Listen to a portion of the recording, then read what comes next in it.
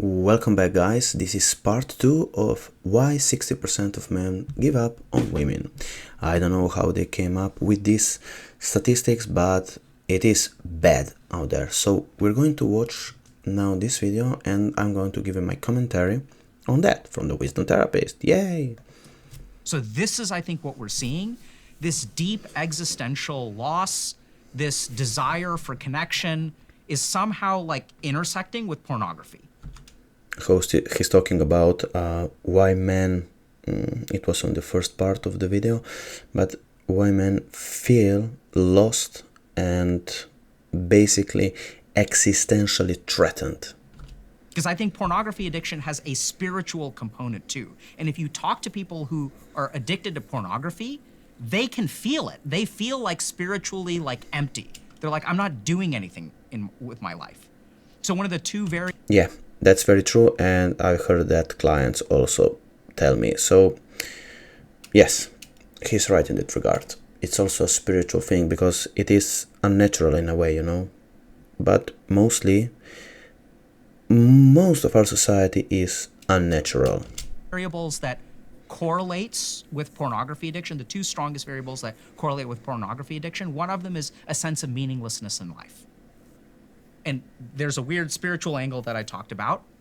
But the other really simple thing is, you know, if you want to stop watching porn, you need to have a reason to stop watching porn. And the problem with porn is that you can be kind of like living your life, and then in the in-between hours when you're like back from work and before you go on a date, or maybe you're swiping on Tinder and no one's really answering or whatever, like you just have these hours in the day where there's nothing going on, you're not living for anything, so you might as well jerk off.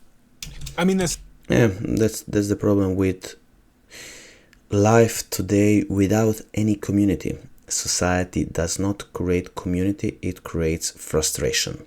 There's a lot that I'm thinking about. The first is, if we go back up to your point about this being a bit of an extinction event, it poses a question about like, what do you do about that?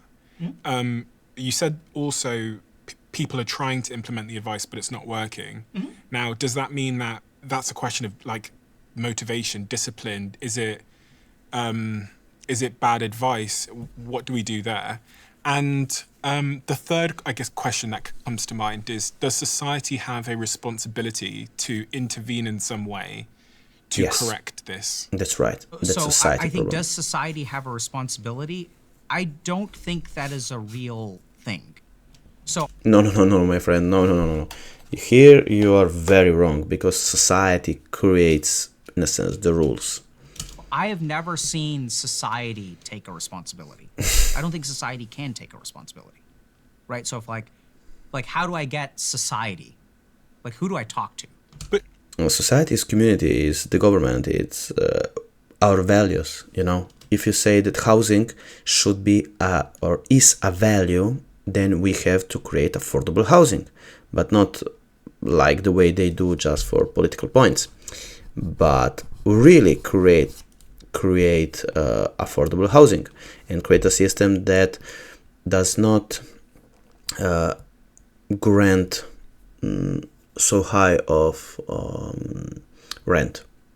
Okay, it is a society problem. But if you think about other people that are in marginalized groups, society intervenes to make the world, society? The governments, and the way that we make our laws, and the way Nations. that we give out money and grants, and the way that we shape our communities. Yeah, so I understand the question, but I think like this, and this is just the way that I think. So if I ask you what is society, you say the government. And then who is the government? What is the government? It's people. Yeah. So I think this comes down to, forget about societal responsibility. It's shared values, my friend. And I think this is one of the problems, not to say that it is the problem, but this is just the way that I think. There was a case, I don't remember her name, of a woman who's being sexually assaulted in public, like on a street at nighttime. And there were a bunch of neighbors who were like aware that the sexual assault was happening, and no one called for help. And the reason no one called for help is because everyone assumed that somebody else would call for help. You know, whose problem is it? Oh, society should fix this. And the moment that we say society should fix this, we stop taking individual responsibility. And the moment that we stop taking individual responsibility, like unless someone shows up and runs for office and says, my goal is to do this, which by the way is happening in like South Korea. So like conservatives that are very like there's this huge tension in South Korea right now between men and women, and this 4B movement where women are like, we're not going to have kids anymore. And then there's like this conservative kind of like pro-masculine kind of movement that is moving into government and says like, this needs to change. And we see governments responding to this mating crisis, right? So I think like China is now paying people to have children. So there's all kinds of like moves that are happening. So is it society's responsibility? Like, I don't know.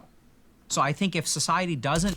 Yes, it is a society responsibility, but we as people or as humans, or especially men and women, I believe we have to strive first for that part of inner freedom, freedom from fear, freedom from uncertainty on the inside, and then that will reflect on the outside. Do anything. And it has always happened. I have seen it thousands of times, but it's very, very easy to forget. And I myself forget a lot of times to do exactly what I'm saying, which actually works. What's going to happen will be really simple, and that's what I mean by we're witnessing a mass extinction event. We have a group of young men who are somewhere between 15 to 50 who will just never procreate.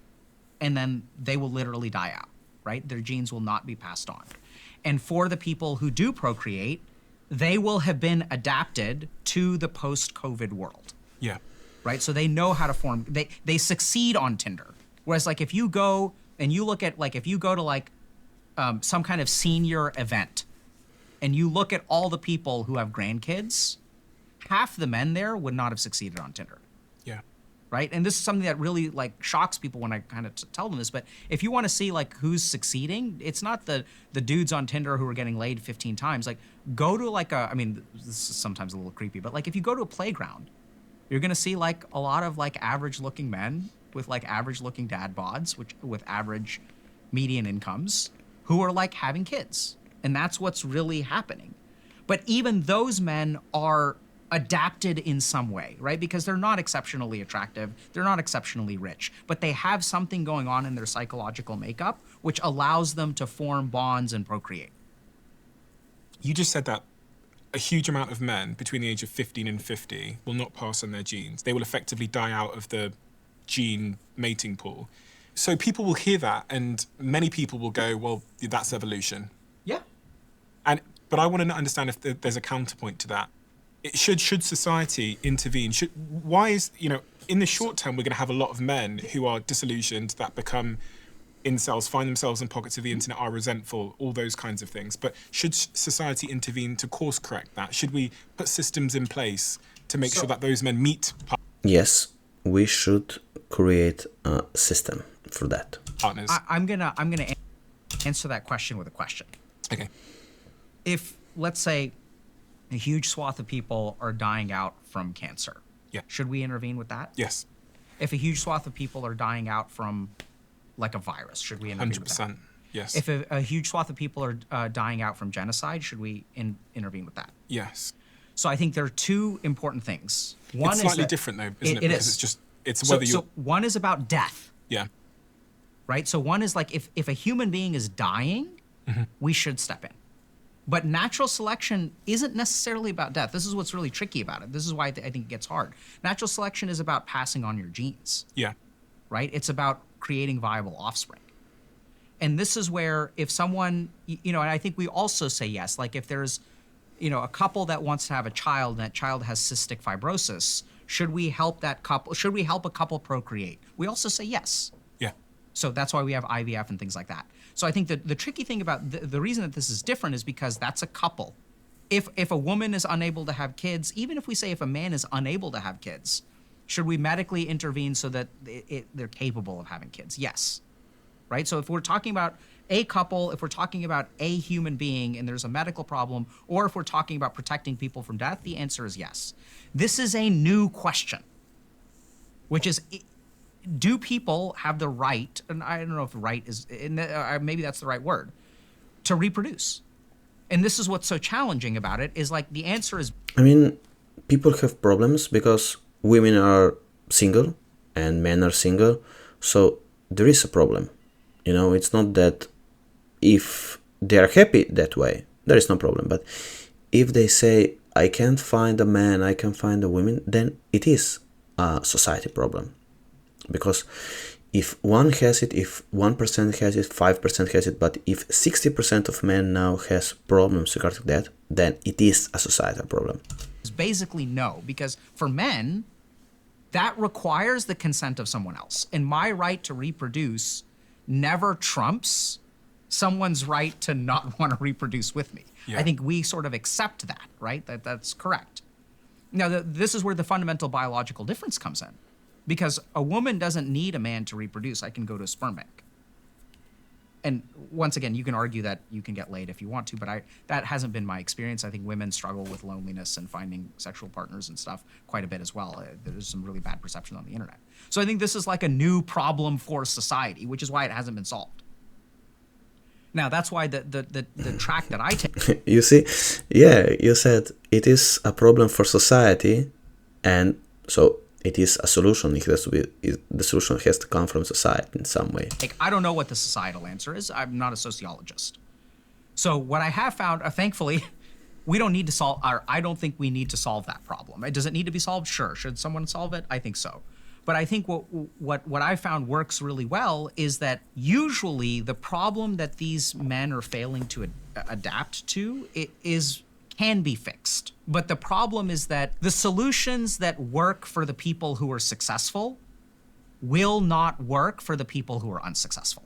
These are apples and oranges, right? Okay, so a solution that is working for some group is not working for another group. Okay, so if there is 60% of men giving up, then it is a big problem. It's the majority. It's not now the minority. Right, so like, and this is the big mistake, is that when I say, okay, I am happily married with 2 kids, but the thing that I did won't work for these people. That's been my clinical experience.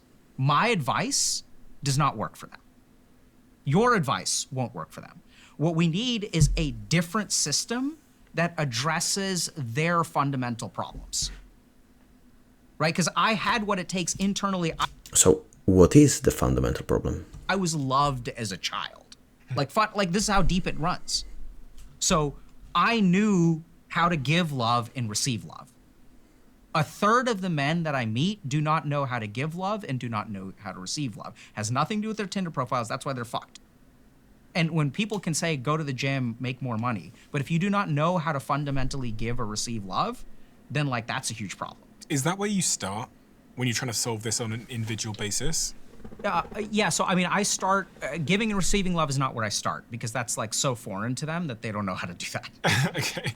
Right, so I think there are a couple of things. The first place that I start with most men is in understanding their emotions.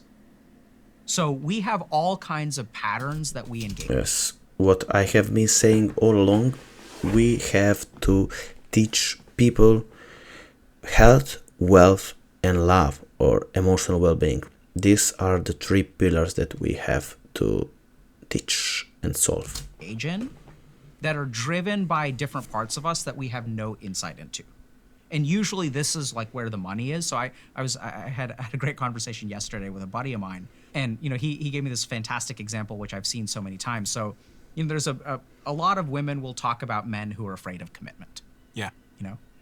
So it's like, oh, like I'm dating this person, he's great, but he's afraid of commitment. He's afraid of commitment. And then it kind of becomes like, oh, like the dude is like, he like needs to step up and needs to like be a man and needs to like learn how to commit. So we sort of put the onus on the man. You're afraid of commitment. You need to fix that.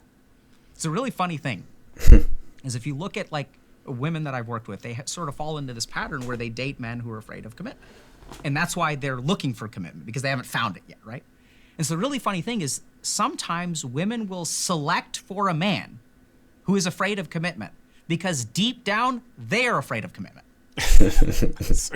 So I'm going to find someone who I know is afraid of commitment. And so again, inner freedom, being free to be what you want, being free to express what you want, and knowing what you are deep inside. Therefore, I can blame them for never committing. And this is how I know this, because sometimes the dude will come into my office and he will work on his fear of commitment and he will conquer it.